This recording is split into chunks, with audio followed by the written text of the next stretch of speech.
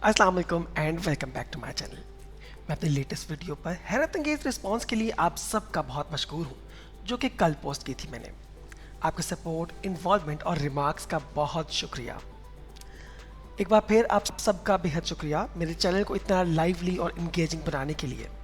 चलिए इस सफ़र को साथ में जारी रखते हैं। अगर आपने अभी तक चैनल सब्सक्राइब नहीं किया तो सब्सक्राइब करना ना भूलें और नोटिफिकेशन बेल प्रेस करें ताकि आने वाले कंटेंट से अपडेट रह सकें। अच्छा जी, आज हम जो वीडियो बनाने वाले हैं वो हम देंगे इसके ऊपर बेसिक ओवरव्यू। बेसिक ओवरव्यू से क्या मुराद है कि एक्सेल के ऊपर बहुत सी बेसिक चीज़ें हैं जो कि हम डेली हमारे पास चीज़ें यूज़ हो रही होती हैं। जैसे कि हम देखेंगे जी रैप टेक्स्ट क्या होता है, सम कैसे होता है, ऑटो सम कैसे होगा, एवरेज हम कैसे निकाल सकते हैं, परसेंटेजेस कैसे कैलकुलेट हो रही हैं, सॉर्टिंग कैसे होगी, फ़िल्टर कैसे यूज़ हो रहे हैं, फ़िल्टर के अंदर सॉर्ट किस तरह से हो सकता है, नंबर फॉर्मेट और परसेंटेज फॉर्मेट किस तरह चेंज हो रहे हैं, और हम टेबल्स किस तरह से यूज़ कर सकते हैं। सो आप ये मत सोचिएगा कि बहुत सारी चीज़ें हो जाएंगी, बहुत थोड़ी सी चीज़ें हैं ये, और बिल्कुल छोटी सी ही वीडियो होने वाली है। तो दरख्वास्त यही करता हूँ कि वीडियो को आखिर तक ज़रूर देखिएगा ताकि आप कोई चीज़ स्किप ना कर जाएं। अच्छा, उसके लिए जी आते हैं पहले हम रॉ डेटा के ऊपर। रॉ डेटा मैंने यहाँ पे ऐड किया हुआ है, और इस डेटा के अंदर जो चीज़ें हैं सबसे पहली चीज़ मैं आपको दिखाऊंगा इसके अंदर रैप टेक्स्ट क्या है। अब आप जैसा कि देख सकते हैं यहाँ कुछ डेटा मेरे पास इस तरह का, जिसकी वजह से ये सेल का साइज़ जो है वो चेंज हुआ हुआ है नॉर्मल साइज़ से। ठीक है, तो बाज़ औक़ात ये चीज़ होती है और हम चाहते हैं कि इसको हम ठीक करें, वो ठीक नहीं हो रहा होता। हम इसको जितना भी एक्सपेंड कर लें वो नॉर्मल साइज़ में नहीं आ रहा होता है। ठीक है, और उसको ठीक करने के लिए सिंपल तरीका ये है कि अगर ऐसा कभी हो रहा होता है तो आप देखते हैं आपके पास रैप टेक्स्ट प्रेस हुआ होता है। देखें यहाँ पे, अगर ये प्रेस नहीं भी हुआ हुआ तो भी अगर आप अपना डेटा सेलेक्ट कर लेते हैं, जैसे मुझे पूरा कॉलम सही करना है तो मैंने कॉलम सेलेक्ट किया और अब देखें नहीं हुआ हुआ सेलेक्ट। मैं इसको 2 दफ़ा प्रेस करूँगा, एक दफ़ा में किया हो गया, सेकेंड टाइम में ये हो जाएगा।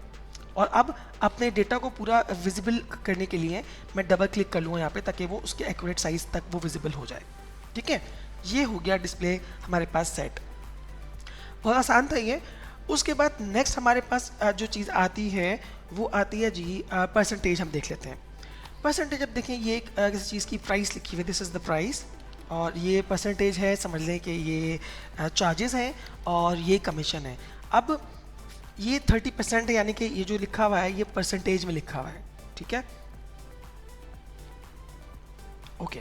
इसका अब ये परसेंटेज में अगर कोई चीज़ है वो डेसिमल में आ रही है तो वो उसका मतलब है कि अगर 0.330 है मतलब 30% है। इसको कन्वर्ट करने के लिए सिंपली यहाँ पे मैं परसेंटेज पे क्लिक कर दूंगा, या मैं यहाँ से जाके परसेंटेज पे क्लिक कर दूंगा। दोनों तरीके से हो जाएगा, या आप कंट्रोल शिफ्ट के साथ 5 प्रेस करेंगे, आप कंट्रोल शिफ्ट 5। ठीक है, तीनों तरीक़ों से आप कर सकते हैं। फिर उसके बाद अगर ये डिजिट्स में आ रहा है, आपको डिजिट्स में नहीं चाहिए तो आप यहाँ से डिजिट्स इसके लेस कर सकते हैं, या तो वापस चाहिए तो आप ये डिजिट्स इनके ऊपर भी लेके आ सकते हैं।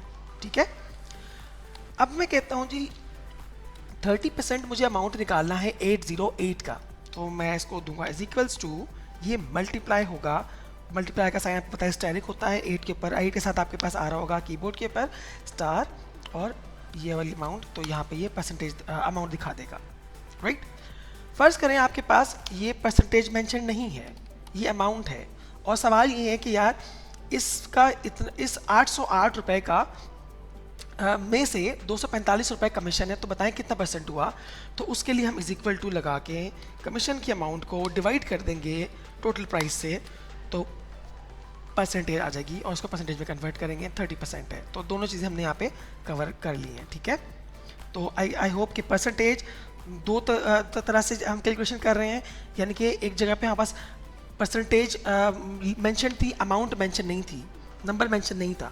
दूसरी जगह हमारे पास नंबर मेंशन था बट परसेंटेज मेंशन नहीं थी कि कितना परसेंट है वो उसका। तो हमने दोनों कैलकुलेशंस देख ली हैं, एक जगह मल्टीप्लाई हो रहा है एक मरतबा, एक जगह डिवाइड हो रहा है वो। ठीक है, नेक्स्ट हमारे पास है जी सम करना। अब फ़र्ज़ करें ये सारी अमाउंट है यहाँ पे, यानी कि टोटल अमाउंट हो रही है 84,390।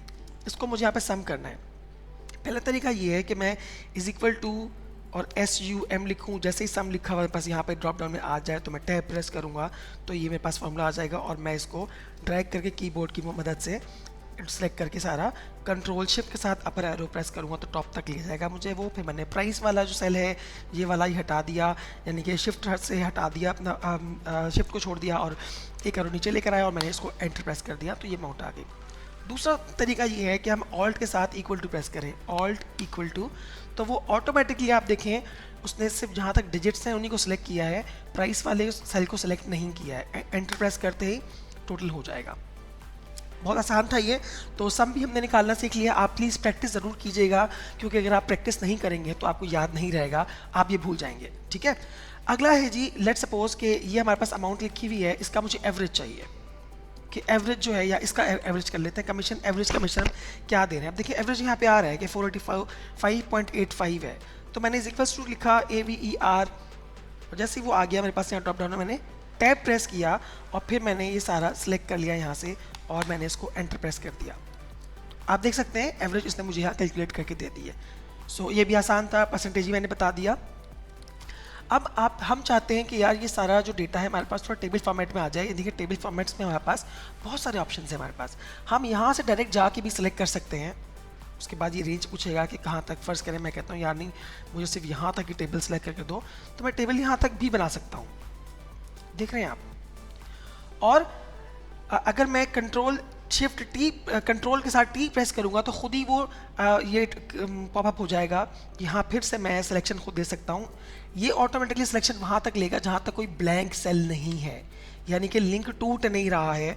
देख रहे हैं आप, यहाँ तक नहीं उठा क्योंकि ये सेल खाली है, यहाँ पे रॉप, यहाँ भी एम्प्टी है, यहाँ कॉलम एम्प्टी है।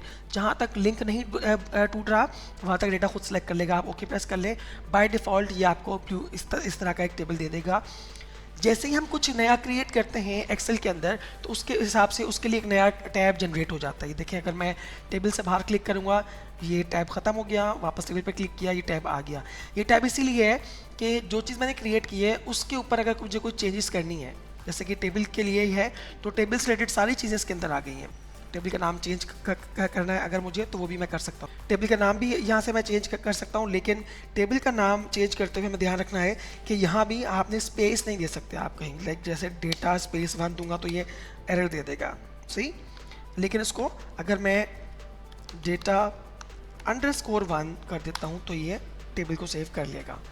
स्लाइसेस ऐड करने हैं, बहुत आसान है ये भी। मैं मज़ीद इसके ऊपर एक डिटेल्ड वीडियो भी बनाऊँगा। मैंने प्रोडक्ट जैसे स्लाइसर के ऊपर मैंने प्रोडक्ट, जो कॉलम हमारा प्रोडक्ट वाला है वो सिलेक्ट किया तो सारी प्रोडक्ट्स दे देगा यहाँ पे।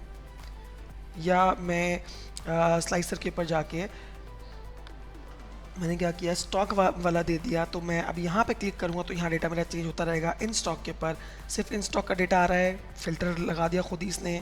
आउट स्टॉक सेलेक्ट करूँगा तो यहाँ पे फ़िल्ट्रेशन कर लेगा ये खुद से ही, ठीक है। और अगर ये फ़िल्टर आप लगाना चाहते हैं यहाँ से तो ये भी आप कर सकते हैं। यहाँ से जाके मैं कर देता हूँ जी सारा डेटा, तो सारा खुल जाएगा यहाँ। और मैं कहता हूँ जी इसको सॉर्ट कर दे वो A to Z में, तो पहले A to Z वाली दिख रहे हैं आप। या मैं कहता हूँ जी लास्ट अपडेटेड डेट वाइज इसको सॉर्ट कर दें, ओल्डेस्ट और न्यूएस्ट, सही है। तो आप सॉर्टिंग इस तरह से कर सकते हैं। तो टेबल फॉर्मेट भी बता दिया मैंने आपको, फ़िल्टर करना भी बता दिया, और टेबल फॉर्मेट के अंदर के कुछ एक आधे ऑप्शंस भी आपको मैंने बता दिए हैं। यहाँ मज़ीद ऑप्शंस भी एक्सप्लोर कीजिएगा। अच्छा, अब क्योंकि सारी चीज़ें आपको बता दी हैं, सारे ऑप्शन आपको बता दिए हैं, तो प्लीज़ आप लोग इन सब चीज़ों की प्रैक्टिस ज़रूर कीजिएगा। और अगर कोई सवाल हो, कोई कन्फ्यूजन हो, कुछ समझ में ना आए या कोई नई क्यूरी हो तो प्लीज़ कमेंट सेक्शन के अंदर ऐड ज़रूर कीजिएगा ताकि हम उसको कवर कर सकें अपनी अगली वीडियोज़ के अंदर। इसके साथ ही आज का जो सेशन हमारा वो हम एंड करते हैं, क्लोज़ करते हैं। मिलते हैं फिर अगली वीडियो के अंदर नए टॉपिक के साथ। ऑब्वियसली वो टॉपिक एक्सेल से रिलेटेड ही होगा। तब तक के लिए इजाज़त दीजिए। अल्लाह हाफ़िज़, अपना बहुत ज़्यादा ख्याल रखिएगा।